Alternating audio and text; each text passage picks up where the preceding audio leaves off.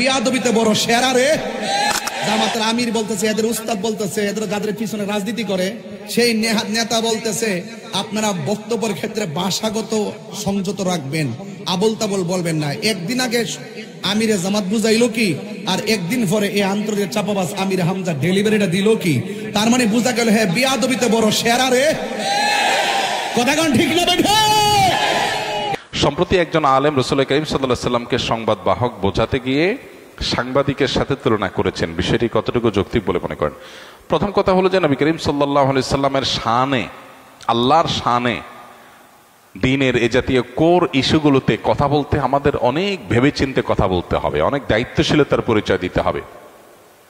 আমি যদি মনে হয় যে অতিরিক্ত কথা বলার কারণে, অতিরিক্ত চাপ নেওয়ার কারণে আমার দ্বারায় ভুল হওয়ার সম্ভাবনা অনেক বেশি, তাহলে সেই চাপ কমাতে হবে। কারণ বিষয়টা অনেক স্পর্শকাতর। নবী করিম সাল্লাল্লাহু আলাইহি সাল্লামকে সাংবাদিক এটা কোনোভাবে বলা যায় না। তিনি সংবাদ ওহির বাহক ছিলেন, ওহির বার্তা পৌঁছে দিয়েছেন আমাদের কাছে। তিনি রাসূলুন আমিন, তিনি নবী আল উম্মি।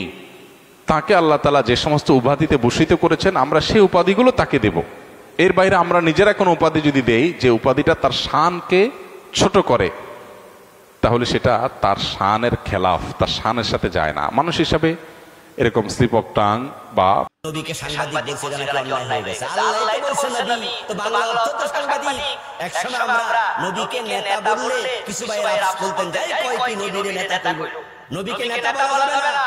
তা আমরা বলতাম ইমাম বলা যাবে, ইমামুল আম্বিয়া। তো হ্যাঁ তা তো বলা যাবে। তো ইমাম শব্দের অর্থ কি? তো বাংলা কোনো সমস্যা। এক গাজাখোর বক্তা বলছে নবী অর্থ সাংবাদিক। কোথায় পাইছে?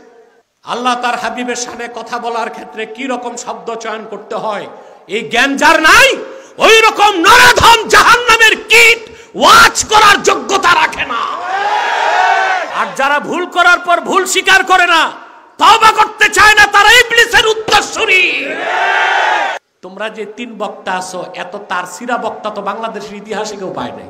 কিসের ওয়াজে বসে নগ্ন নায়িকাদের অ্যাডভার্টাইজ করে?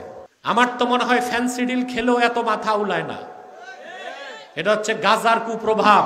তারপর বলে আমরা নাকি ফেসিবাদের বিরুদ্ধে কথা বলি নাই। আমরা তো খোঁজ পাইলাম ফেসিবাদের নেতা কেউ ছিল তার দুলাভাই, কেউ ছিল তার আম্মা, কেউ ছিল তার খালা, তার 14 গোষ্ঠী ফেসিবাদের দোসর। আর আমরা 16 বছর ফেসিবাদের বিরোধিতা করেছি, ভারতীয় আধিপত্যবাদের বিরোধিতা করেছি, আর এখন মার্কিন যুক্তরাষ্ট্রের আধিপত্যের বিরোধিতা করছি। তোমরা এখন চুপ কেন? আমরা তো ভারতীয় আধিপত্যবাদের বিরুদ্ধে, ফেসিবাদের বিরুদ্ধে। আমি যত কথা বলেছি, বেটা দালাল বক্তা তোমার সংগঠনের সব মৌলবি মিলেও তত কথা বলতে পারে নাই বাংলাদেশে।